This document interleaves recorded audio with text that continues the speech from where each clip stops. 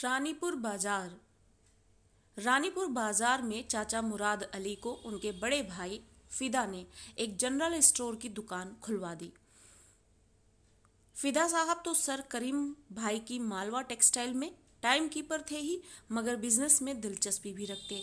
इस विषय पर कई मोटी मोटी किताबें जमा कर रखी थीं। मकबूल को छुट्टी के दिन दुकान पर बैठने जरूर भेजा जाता, ताकि शुरू से बिजनेस के गुण सीख लिए जाए। खुद तो नौकरी के जाल में ऐसे फंसे कि 28 साल की कैद बामशक्कत भुगतनी पड़ी। अब यहाँ पर मकबूल के बारे में एक बात ये बताई जा रही है। ये बात रानीपुर बाजार की है, जहाँ पर जो मकबूल के चाचा जी हैं, जिनका नाम मुराद अली है, उनके बड़े भाई यानी मकबूल के जो पिता थे, उन्होंने मकबूल के चाचा को ये जिम्मेदारी दे दी थी कि मकबूल को जनरल स्टोर की दुकान एक खुलवा दी जाए, जहां वो बैठकर जो ये व्यापार है उसके बारीकियों को समझ सके और उसको सीख सके, जिससे कि आगे चलकर कमाने खाने में कोई समस्या ना हो। फिदा साहब जो है वो सर करीम भाई के यहाँ मालवा टेक्सटाइल में टाइम कीपर थे, और इसी से उनको बिजनेस में दिलचस्पी आ गई, और इसी के लिए वो मकबूल को भी व्यापार में शामिल करना चाहते थे, जिससे कि इस विषय पर वो कई मोटी मोटी किताबें जमा कर भी उन्होंने रखी थी कि मकबूल को छुट्टी के दिन दुकान पर बैठाकर जरूर भेजा जाए, ताकि शुरू से वो बिजनेस के गुण को सीख सके और लेन देन कैसे किया जाता है, या फिर व्यापार कैसे किया जाता है, कैसे बढ़ाया जाता है, या फिर उसकी प्रक्रिया कैसे चलती है, ये सब समय रहते मकबूल जो है वो जरूर सीख जाए। खुद तो नौकरी के वो जाल में ऐसे फंसे, वो यानी कि मकबूल के पिताजी, तो वो नौकरी के जाल में फंस गए थे, और ऐसा फंसे कि दोबारा उनको ऐसी कभी फुर्सत नहीं मिली कि वो अपने लिए एक नया व्यापार शुरू करने की हिम्मत जुटा सके। और 28 साल की कैद बामशक्कत, यानी ऐसी कैद मिली उन्हें नौकरी की कि वो उसी कैद को भुगतते रह गए। छोटे भाई जो मुराद अली हैं, यानी मकबूल के पिता जो हैं, उनके छोटे भाई की बात हो रही है। छोटे भाई मुराद अली ने पहलवानी छुड़वा कर दुकानें लगवाईं। जनरल स्टोर ना चला तो कपड़े की दुकान, वह भी ना चली तो तोप खाना, रोड पर आलीशान रेस्तरां खुलवाया। मकबूल उन दुकानों पर बैठा, मगर उसका सारा ध्यान जो है वो ड्राइंग और पेंटिंग में रहता। ना चीज़ों की कीमतें याद रहती और ना ही कपड़ों की पहनाई का पता। हाँ, मुराद चाचा के होटल में घूमती हुई चाय की प्यालियों की गिनती और पहाड़ों से ज़बानी याद रहते। गल्ले का हिसाब किताब सही। शाम को हिसाब में 10 रुपए लिखे तो किताब में 20 स्केच किए, यानी कि गल्ले का हिसाब जितना अच्छा और मजबूती से करते थे मकबूल, उससे कहीं ज़्यादा उनके पन्नों पर जो है स्केचेस मिलते थे। अगर गल्ले में 10 रुपए आए हैं तो आपको उनके द्वारा बनाए गए 20 स्केचेस एक दिन में देखने को मिल सकते थे। तो आप सोच सकते हैं कि उनकी जो प्रतिभा और जो उनके शौक हैं, किस कदर पेंटिंग्स में या चित्रकारी में वो तल्लीन थे।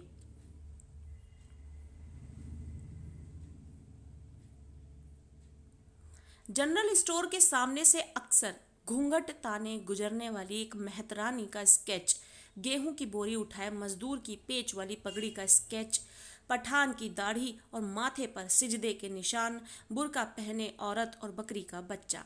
और उन स्केचेस में सीन क्या होते थे, किस किस चीज़ों के वो स्केचेस बनाते थे जब वो जनरल स्टोर में बैठे रहते थे, जहां उनके पापा और उनके चाचा ये चाहते थे कि वो व्यापार के कुछ गुण सीख लें, और जनरल स्टोर पर इसी के लिए उन्हें बैठाया जाता। तो जनरल स्टोर पर आने वालों में और जनरल स्टोर के सामने से गुजरने वालों में से कुछ ऐसे लोग या कुछ ऐसी चीज़ें जो उनके मन को भा जाती थी, वो उनका स्केच बना लेते थे। जिनमें से कुछ हैं, जनरल स्टोर के सामने से अक्सर घूंघट ताने गुजरने वाली एक मेहतरानी यानी काम करने वाली का स्केच बनाया था उन्होंने। फिर गेहूं की बोरी उठाए एक मजदूर की और पेच वाली पगड़ी का एक स्केच बनाया था। पठान की दाढ़ी और माथे पर सिजदे के निशान बनाए थे। बुर्का पहने एक औरत और बकरी का बच्चा बनाया था। अक्सर मेहतरानी कपड़े धोने के साबुन की टिकिया लेने आया करती थी। चाचा को देखकर घूंघट के पट खुल जाते। घूंघट यानी चाचा को देखकर वो अपने घूंघट जो है उठा देती और अक्सर मकबूल की नाक पकड़कर खिलखिला उठती। मकबूल ने उसके कई स्केच बनाए। एक स्केच उसके हाथ लग गया, जिसे उसने फौरन अपनी चोली में डाल लिया। मकबूल ने पेपरमिंट की गोली हाथ में थमाई और स्केच निकलवाया। यानी वो अपने स्केच से इतना उनको लगाव था कि वो किसी भी कीमत पे किसी को भी वो देना पसंद नहीं करते, और एक पेपरमिंट की गोली हाथ में देते हुए वो अपने उस स्केच को वापस ले लेते हैं। एक दिन दुकान के सामने से फिल्मी इश्तिहार का तांगा गुजरा। साइलेंट फिल्मों के ज़माने में शहर में चल रही फिल्म का इश्तिहार जो है वो तांगे में ब्रास बैंड के साथ शहर के गली कूचों से गुजरता था। फिल्मी इश्तिहार रंगीन पतंग के कागज पर हीरो हीरोइन की तस्वीरों के साथ छपे और बांटे जाते थे। तो इस तरीके से पहले जो फिल्मों के इश्तिहार हुआ करते थे या फिल्मों का जो प्रमोशन किया जाता था, आप जैसे आज के ज़माने में जिस तरीके का प्रमोशन देखते हैं, हीरो हीरोइन वगैरह जो हैं वो किस तरीके से लाइव चल रहे चैनलों पर जो टेलीकास्ट हो रहे शो होते हैं उस पर प्रमोशन करते हैं, शहर शहर जाते हैं, उसको प्रमोट करते हैं। पहले किस तरीके से फिल्मों को प्रमोट किया जाता था ये वो बताया जा रहा है कि एक इश्तिहार बनता था और उस किस तरीके से गली कूचों में उसको तांगे के साथ इधर से उधर फेरा लगाया जाता था। अब एक दिन दुकान के सामने ऐसे ही फिल्मी इश्तिहार का तांगा गुजरता है और साइलेंट फिल्मों के ज़माने में शहर में साइलेंट फिल्मों के जब फिल्में ज़्यादातर साइलेंट बना करती थी और ज़्यादा डायलॉग्स वगैरह नहीं होते थे, उस तरीके की फिल्मों के ज़माने की बात हो रही है जब शहर में चल रही फिल्म का इश्तिहार जो है वो तांगे में ब्रास बैंड के साथ शहर के गली कूचों से गुजरता था। फिल्मी इश्तिहार जो है वो रंगीन पतंग के कागज पर हीरो हीरोइन की तस्वीरों के साथ छपते और बांटे जाते। कोल्हापुर के शांताराम की फिल्म सिंहगढ़ का पोस्टर रंगीन पतंग के कागज पर छपा, मराठा योद्धा हाथ में खिंची तलवार और ढाल। तो ये पोस्टर का जो हुलिया था वो बताया जा रहा है। मकबूल का जी चाहा कि उसकी ऑयल पेंटिंग बनाई जाए। आज तक ऑयल कलर इस्तेमाल नहीं किया था, वही रंगीन चौक या वाटर कलर। अब्बा तो बेटे को बिजनेसमैन बनाने के सपने देख रहे थे। अब यहाँ पर उन पोस्टर्स को देखकर मकबूल का एक दिन जी चाहता है कि वो ऑयल पेंटिंग बनाए, और ऑयल पेंटिंग के से संबंधित जो कलर्स होते हैं वो आज तक उसने इस्तेमाल नहीं किए थे। मकबूल ने क्या इस्तेमाल किया था? बस वही रंगीन चौक या फिर वाटर कलर। अब्बा जो है उनके वो अपने बेटे को व्यापारी बनाना चाहते हैं, बिजनेसमैन बनाना चाहते हैं, इसकी वजह से वो जनरल स्टोर पे आज बैठे हुए हैं। अब देखते हैं आगे किस तरीके से उन्हें ऑयल पेंटिंग की इजाज़त मिलती है। अगर मिलती है तो उन्हें ऑयल पेंटिंग से संबंधित सारी चीज़ें मिलती हैं या नहीं। रंग रोगन क्यों दिलाते? मतलब अब जो उनके पिताजी हैं वो उनको बिजनेसमैन बनाना चाहते थे, तो इसलिए उनको रंग रोगन आखिर क्यों ही दिलाते। मगर इस पोस्टर ने मकबूल को इस कदर भड़काया कि वह गया सीधा अली हुसैन रंग वाले की दुकान पर और अपनी 2 स्कूल की किताबें, शायद भूगोल और इतिहास, बेचकर ऑयल कलर की ट्यूबें खरीद डाली और पहली ऑयल पेंटिंग चाचा की दुकान पर बैठकर बनाई। चाचा बहुत नाराज, बड़े भाई तक शिकायत पहुंचाई। अब्बा ने पेंटिंग देखी और बेटे को गले लगा लिया। अब आपने शुरुआत में यह पढ़ा होगा कि किस तरीके से मकबूल के पिताजी जो है वो रोशन ख्याली लोगों में से एक थे। रोशन ख्याली यानी जो अपनी सोच जमाने से थोड़ी अलग रखते हैं। अब जब दोनों किताबें बेचकर मकबूल अपनी यहाँ पर अपने पेंटिंग के लिए ऑयल कलर ट्यूब्स ले लेते हैं और फिर उसके बाद एक पेंटिंग जनरल स्टोर पर बैठकर तैयार करते हैं, तो चाचा तो देखकर उसे भड़क जाते हैं और बात बड़े भाई तक पहुँचा देते हैं, यानी कि मकबूल के पिताजी के पास। अब मकबूल के पिताजी उनके अब्बा जो हैं उस पेंटिंग को देखते हैं और बेटे को खुशी से गले लगा लेते हैं। एक और घटना, जब मकबूल इंदौर सर्राफा बाजार के करीब तांबे पीतल की दुकानों की गली में लैंडस्केप बना रहा था, वहां बेंद्रे साहब भी ऑन स्पॉट पेंटिंग करते मिले। अब बेंद्रे साहब ऑन स्पॉट पेंटिंग करते हुए मिले, जहां पर मकबूल इंदौर के सर्राफा बाजार में तांबे पीतल की दुकानों की गली के सामने एक लैंडस्केप बना रहे थे। अब बेंद्रे साहब कौन है हमें धीरे धीरे पता लगेगा। मकबूल को बेंद्रे साहब की टेक्निक बहुत पसंद आई। दोनों में जब बातचीत हुई, दोनों ने अपनी अपनी टेक्निक्स शेयर की और अपने अपने ख्याल बताए कि पेंटिंग्स में वो किस कदर तल्लीन है। तो मकबूल को जो है वो बेंद्रे साहब की टेक्निक बहुत पसंद आई। टिंटेड पेपर क्या होता है? जो सिर्फ चित्रकारी के लिए ही पेपर बने होते हैं, कागज बने होते हैं, वो टिंटेड पेपर है। तो वो चीज, और पर गौआश वाटर कलर। अब ये बेंद्रे साहब ने मकबूल को ये टेक्निक बताई जहाँ पे टिंट पेपर और गौआश वाटर कलर का एक मैच दिखाया जिससे कि आपकी चित्रकारी में चार चांद लग सकते हैं, और ये चीज़ मकबूल को बहुत पसंद आई। इस इत्तफाकी मुलाकात के बाद मकबूल अक्सर बेंद्रे के साथ लैंडस्केप पेंट करने जाया करता। 1933 में बेंद्रे ने कैनवस पर एक बड़ी पेंटिंग घर में पेंट करना शुरू की। वैगबान था इस पेंटिंग का नाम। अपने छोटे भाई को एक नौजवान पठान के कपड़े पहनाकर मॉडल बनाया। सिर पर हरा रुमाल बांधा, कंधे पर कंबल, हाथ में डंडा, सूरा और डेगा, यानी फ्रेंच इंप्रेशन की झलक, रॉयल अकादमी का रूखा रियलिज्म, उस पर एक्सप्रेशनिस्ट ब्रश स्ट्रोक का ढांचा। अब बेंद्रे साहब ने कैनवास पर एक दिन 1933 की बात है पेंटिंग बनाना शुरू की थी, और उस पेंटिंग का नाम था वेगबॉर्न, और इसमें वो अपने छोटे भाई को एक नौजवान पठान के रूप में कपड़े पहनाकर मॉडल बना देते हैं, जहां पर वो उनके सर पर हरा रुमाल, कंधे पर कंबल रख देते हैं, हाथ में डंडा पकड़ा देते हैं, सूरा और डेगा। ये फ्रेंच इंप्रेशन की एक झलक बन जाती है, और फिर रॉयल अकादमी का रूखा रियलिज्म दिखाते हैं, और उसके साथ ही एक्सप्रेशनिस्ट ब्रश स्ट्रोक का एक ढांचा देखने को मिलता है। तो यहाँ पर वो अपनी चित्रकारी के हुनर को और अपनी प्रतिभा को यहाँ पर एक कोशिश करते हुए दिखाने की, जमाने के सामने लाने की कोशिश करते हैं बेंद्रे साहब। इस पेंटिंग पर बेंद्रे को बम्बई आर्ट सोसाइटी ने चांदी का मेडल दिया, यानी सिल्वर मेडल मिला उन्हें। हिंदुस्तानी मॉडर्न आर्ट का यह शायद पहला क्रांतिकारी कदम था। हालांकि इस कदम में जोशो अज़्म की सुर्खी कम और जवानी का गुलाबीपन ज़्यादा था। यानी इस पेंटिंग में क्या था, जोशो अज़्म कम था, यानी जोश जो है थोड़ा कम और जोशो अज़्म कम, और जवानी का गुलाबीपन, वो जो एक यंगस्टर फील जो था वो उस पेंटिंग में हमें ज़्यादा मिल रहा था। राजा रवि वर्मा की पश्चिमी सेकेंड हैंड रियलिज्म के बाद एक हल्की सी हलचल गगनेंद्र नाथ टैगोर के क्यूबिस्टिक तजुर्बे से शुरू हुई। रवि वर्मा का नाम तो आप सभी ने सुना होगा। चित्रकारी के उसमें नाम राजा रवि वर्मा जी का नाम तो बहुत सुना होगा। उनकी जो चित्रकारी का जो विषय था पश्चिमी सेकेंड हैंड रियलिज्म को वो परिलक्षित करता था, यानी बताता था। उसके एक हल्की सी हलचल गगनेंद्र नाथ टैगोर के क्यूबिस्टिक तजुर्बे से शुरू हुई। यानी गगनेंद्र नाथ टैगोर जो हैं वो क्यूबिस्टिक तजुर्बे से अपनी पेंटिंग्स के साथ पेश हुआ करते थे, अपनी चीज़ों को पेश कर रहे थे।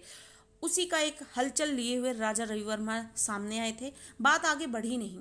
बेंद्रे का गुलाबीपन भी कुछ ही अरसे तक तरोताज़ा रहा। बड़ौदा पहुंचकर वे फैकल्टी ऑफ फाइन आर्ट के हर दिल अजीज डीन बन गए। अब बड़ौदा पहुंचकर वो क्या हो गए, फैकल्टी ऑफ फाइन आर्ट के फैकल्टी के मेंबर बन गए और हर दिल अजीज डीन बन गए। मकबूल की पेंटिंग की शुरुआत इंदौर जैसी जगह सिवाय बेंद्रे के कोई नहीं। वह उनके पास जाता रहा और एक दिन उन्हें अपने घर ले आया, अब्बा से मिलाया। बेंद्रे ने मकबूल के काम पर बात की। अब बेंद्रे साहब की और मकबूल की जो भेंट हुई वो किस तरीके से हुई, किस तरीके से मकबूल ने बेंद्रे साहब से पेंटिंग के कुछ तकनीक सीखे और किस तरीके से उन दोनों का आपस में पहचान हो गई। अब जो बेंद्रे साहब हैं, एक दिन मकबूल उनको अपने घर बुला लेते हैं और अब्बा से मिलवाते हैं। आगे क्या होता है ये देखते हैं। बेंद्रे ने मकबूल के काम पर बात की। दूसरे दिन अब्बा ने बम्बई से विंसर न्यूटन ऑयल ट्यूब और कैनवस मंगाने का ऑर्डर भेज दिया। बेंद्रे साहब ने जब मकबूल के अब्बा से बात की तो ऐसी बातें बताई कि उनके अब्बा जो है अपनी बेटी की प्रतिभा को पहचान लिए और इतना खुश हुए कि उन्होंने बम्बई से विंसर न्यूटन ऑयल ट्यूब मंगवाई और कैनवास का भी ऑर्डर भेज दिया साथ में। अब सोचा जाए तो ताज्जुब होता है कि उस जमाने के इंदौर जैसे कपड़ा मिल माहौल में, काजी और मौलवियों के पड़ोस में, एक बाप कैसे अपने बेटे को आर्ट की लाइन इख्तियार करने पर राजी हो गया। कहने का मतलब ये है कि जिस जमाने की बात हो रही है, मकबूल जिस जमाने में पैदा हुए थे वो ज़माना इतना ज़्यादा रूढ़िवादी था, जहाँ पर लोगों का यही मानना कि सीधा नौकरी पे जाना और पैसे कमा कर लाना ही जिंदगी होती है।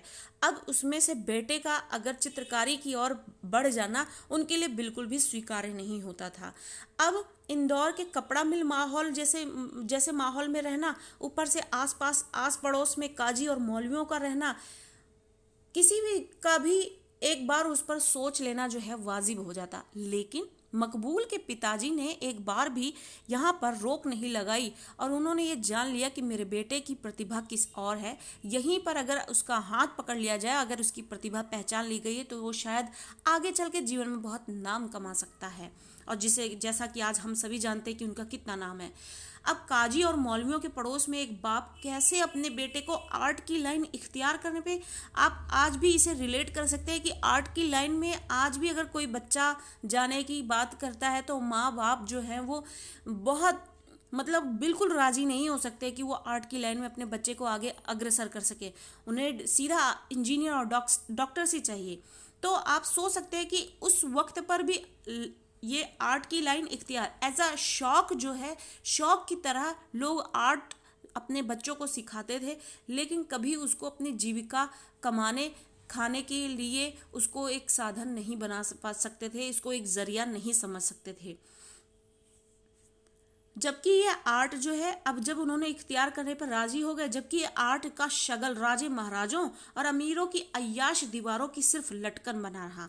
क्योंकि बहुत हद तक लोगों की ये सोच है कि ये जो आर्ट होता है, ये चित्रकारी जो होती है, वो बड़े बड़े लोगों की अय्याश दीवारों पर लटकने वाली एक चीज होती है। सिर्फ आधी सदी और जरूरत थी कि आर्ट महलों से उतरकर कारखानों की दीवारी तक पहुंचे। आधी सदी यानी 50 साल अभी इसमें और लगते, जब लोगों की सोच इस मामले में थोड़ी सुधर पाती कि आर्ट जो है इससे भी आगे की एक बहुत बड़ी चीज है। ये जानते हुए भी मकबूल के पिता ने इसमें अपना हाथ आजमाया और अपने बच्चे की प्रतिभा को आगे बढ़ाने के लिए कोशिश की। मकबूल के अब्बा की रोशन ख्याली न जाने कैसे 50 साल की दूरी नज़रअंदाज कर गई। ये जानते हुए भी मकबूल के अब्बा ने कि 50 साल अभी भी अगर अंदाज़ा लगाकर बोला जाए तो 50 साल अभी भी लोगों को लग जाएगा आर्ट के मामले में अपनी सोच को निखारने के लिए, और अगर इसमें अपना अपना जीवन सुधारना है, अपना कैरियर बनाना है, तो भी एक बहुत बड़ी बात हो जाएगी। फिर भी मकबूल के अब्बा जो है एक रोशन ख्याली व्यक्ति थे। उन्होंने उस 50 साल की दूरी को नज़रअंदाज किया और बेंद्रे के मशवरे पर उसने अपने बेटे की तमाम रिवायती बंदिशों को तोड़कर, रिवायती यानी कि अपने सांस्कृतिक बंधनों को तोड़कर या अपने धर्म के हिसाब से जो भी नियम थे, कानून थे, या फिर समाज के अनुसार, संस्कृति के अनुसार जितनी भी बंदिशें थी, उनको तोड़ फेंका और कहा, बेटा जाओ और जिंदगी को रंगों से भर दो। रंगों से भर दो, यहाँ पर दो अर्थ होता है। एक, क्योंकि वो चित्रकारी से अपने जीवन को खुशनुमा बना सकते थे, उसमें अच्छी मेहनत करके अपने जीवन में आगे बढ़कर एक तरीके का ये रंग भरना। दूसरा रंग भरना ये है कि जिस तरीके से तुम चित्रकारी करते हो और उसमें रंग भरते हो, उसी तरीके से अपने जीवन को भी रंग डालो, इसमें अपार सफलता प्राप्त करके।